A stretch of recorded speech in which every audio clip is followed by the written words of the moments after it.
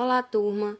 Bom dia! Hoje iremos iniciar o estudo da unidade 5, que se intitula de Estruturas Geológicas e o Relevo Terrestre.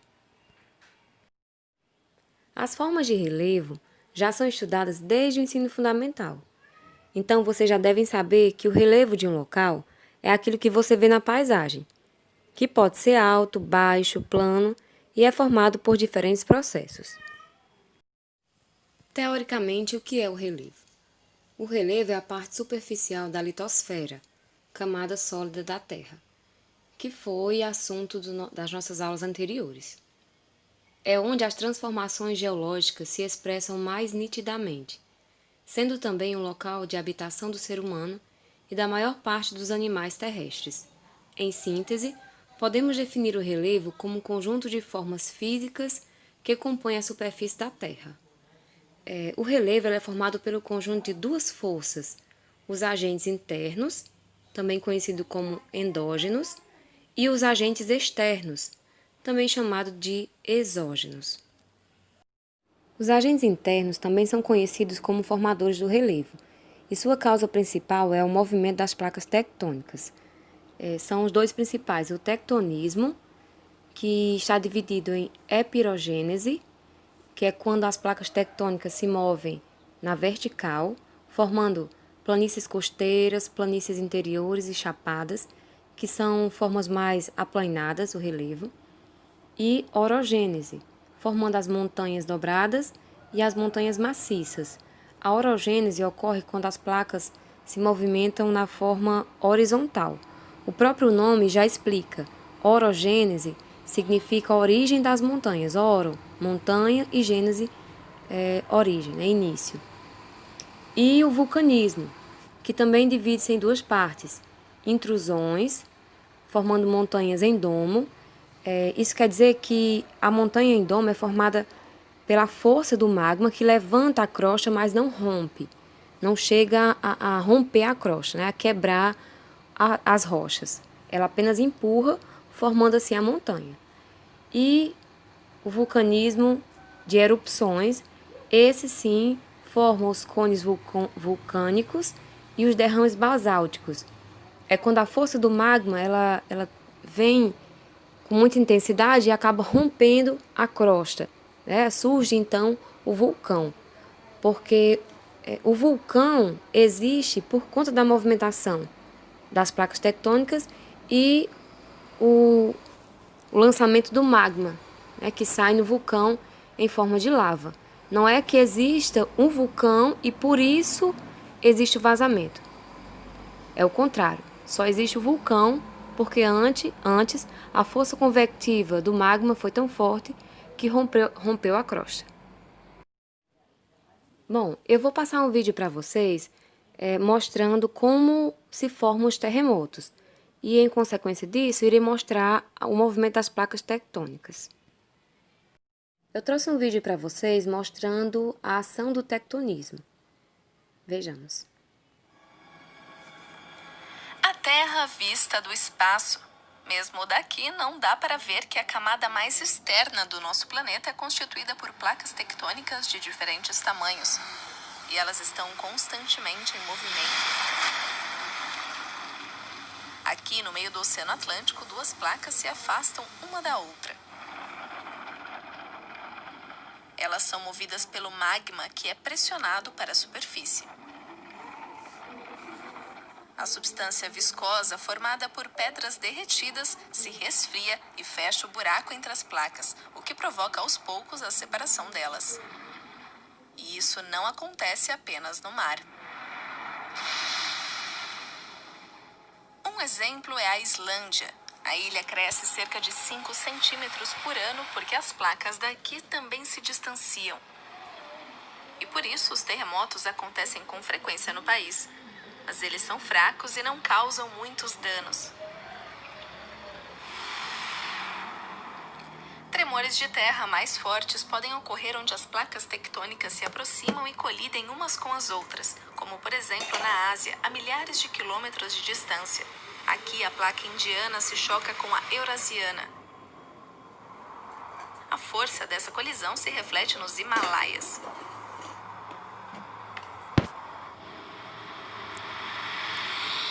Nas bordas das placas se forma uma zona de tensão sob as montanhas. Quando o acúmulo de pressão é liberado, acontece um terremoto.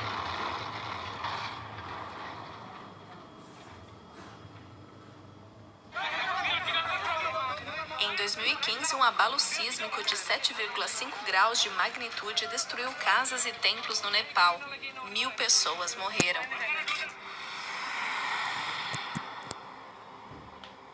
Na costa do Japão, duas placas tectônicas também se chocam com frequência.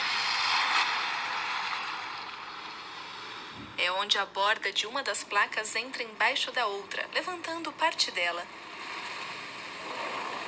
Esse movimento é a causa de uma das maiores catástrofes naturais, o tsunami.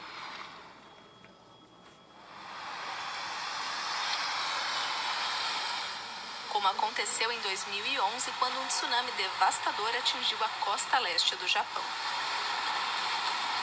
Mais de 18.000 pessoas morreram e a região foi destruída.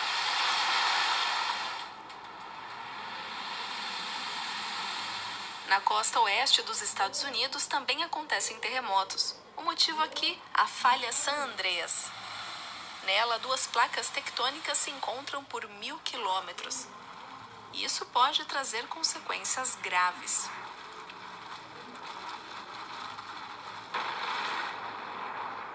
No momento, a placa está acumulando energia. Para muitos pesquisadores, é como se a região estivesse sobre um barril de pólvora.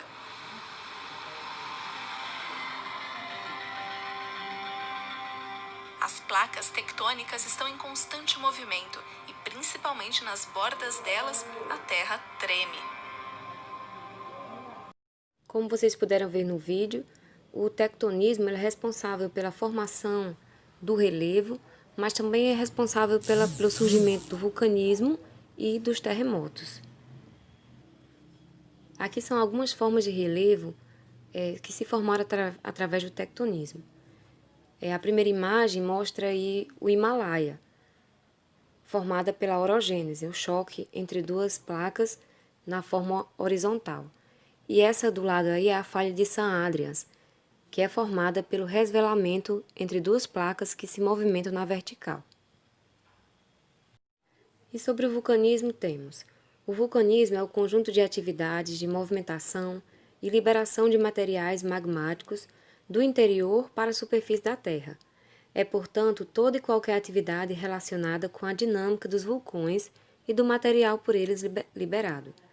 Os elementos liberados com o magma, geralmente rochas, cinzas e fumaça, são chamados de materiais piroclásticos.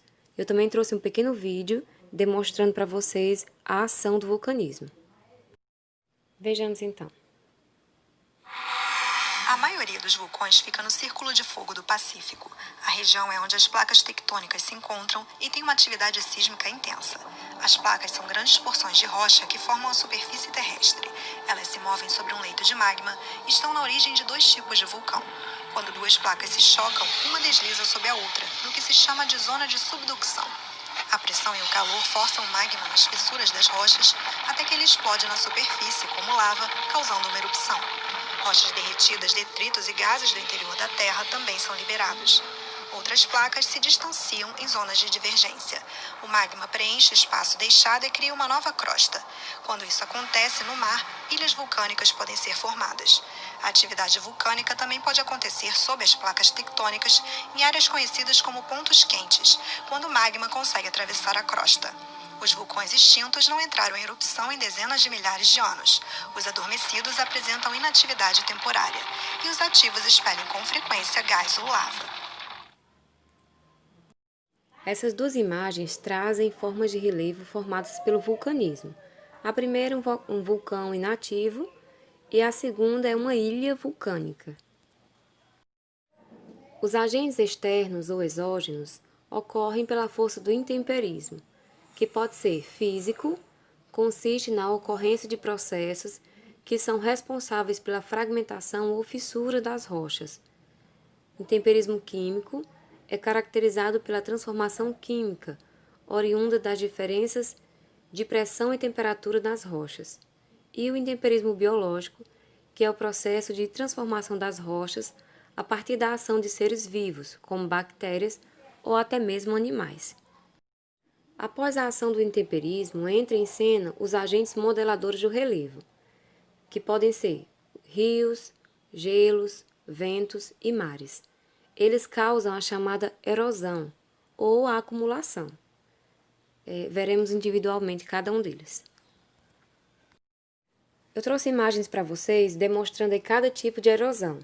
Essa primeira aqui é a erosão fluvial, ocasionada pelos rios, que formam gargantas com o aprofundamento do leito dos rios, formando os cânions. A glacial é ocasionada pelo gelo ou pelo degelo, formando grandes fiordes. Um fiord é um resultado do arrasto do gelo em cima das rochas, que cria grandes buracos. Através desses buracos, o mar consegue ir adentrando o continente. A erosão eólica é ocasionada pela força dos ventos, que pode depositar os sedimentos, formando dunas, ou pode arrastar esses sedimentos, levar, desfazendo as dunas. É tanto que existem dunas que são tipo dunas móveis, que se movimentam de lugar. E elas também são responsáveis por ocasionar paisagens deslumbrantes, como rochas perfuradas. A erosão marinha ou erosão marítima é ocasionada pelo movimento do mar. Ele pode tanto depositar sedimentos, e aí quando acontece isso, formam-se as praias, as restingas, as lagoas costeiras, como ele pode arrastar, remover os sedimentos daquele lugar. E aí ele leva esse sedimento para uma certa profundidade, formando ali paredões de rocha, que são conhecidas como falésias. Bom, e tem também a erosão pluvial, ocasionada pela chuva.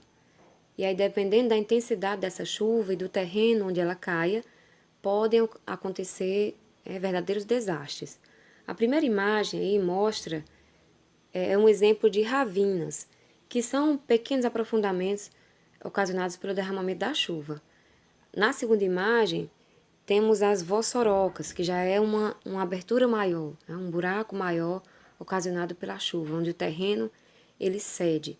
E na terceira imagem, temos um deslizamento de terra que aconteceu aqui no Brasil, no Rio de Janeiro, ocasionando a morte de dezenas de pessoas. Isso devido às construções irregulares. Para se construir aí, são retiradas as árvores que dão sustentamento ao solo, e quando vem a chuva, o terreno está então apto aí a deslizar. Bom, todos esses agentes que foram vistos anteriormente, eles dão forma ao relevo, à paisagem que nós observamos. Então, vamos ver individualmente do mais alto para o mais baixo. Primeiro aí, as montanhas. Montanha é a forma de relevo que se caracteriza pela elevada altitude. Para compreender o que é uma montanha, é preciso conhecer os processos de formação desse tipo de relevo. Como nós temos aí. Temos a primeiro conjunto de montanha, que é o Himalaia, e a segunda, que são os Andes. Então, pode ser uma cordilheira de montanha ou picos montanhosos. Então, depende do processo de formação para se dizer que tipo de montanha é essa. Geralmente, não se estipula uma altitude para uma montanha, mas alguns estudiosos acreditam que deve ser tido como montanha elevações com mais de 300 metros. Montanhas podem ser considerados relevos mais recentes, devido à sua altitude, porque, como a gente já viu, todo relevo ele sofre uma transformação através dos agentes externos, e as montanhas elas permanecem altas porque não estão há muito tempo, São dobramentos modernos que não estão há muito tempo na superfície, sofrendo a ação desses agentes no relevo. No caso do terreno do Brasil, por que não temos montanhas, altos níveis de altitude? Porque o relevo do Brasil, a estrutura geológica do Brasil é cristalina e sedimentar, ou seja, são as primeiras estruturas a se formarem. Estiveram aqui, estão aqui por bastante tempo, por milhares de anos, sofrendo a ação dos agentes exógenos e tornando-se então um relevo mais baixo, mais aplanado. Planaltos. Planaltos são unidades de relevo relativamente planas e localizadas em regiões de altitudes elevadas, onde nós podemos observar que o processo de erosão é maior do que o processo de sedimentação. E as planícies é uma unidade de relevo caracterizada por possuir paisagens geralmente planas, pouco acidentadas e localizadas em regiões com baixas altitudes. Podemos observar que, ao contrário dos planaltos, na planície o que ocorre é o processo de sedimentação, de acúmulo de sedimentos. E por fim temos a depressão, onde suas principais características estão relacionadas ao nível altimétrico, a sua altitude, em que se encontram. Costumam estar rebaixadas em relação às áreas que as limitam. Aí temos a depressão absoluta, que é quando ela está abaixo do nível do mar. Essa imagem da depressão absoluta é o Mar Cáspio. E depressão relativa, quando ela é baixa, mas ainda se encontra acima do nível do mar. Essa imagem aí é da depressão Cuiabana aqui no Brasil. Bom, vamos finalizando por aqui. Espero que vocês tenham compreendido o assunto. Qualquer dúvida é só me procurar e desejo a todos uma boa semana. Até a próxima.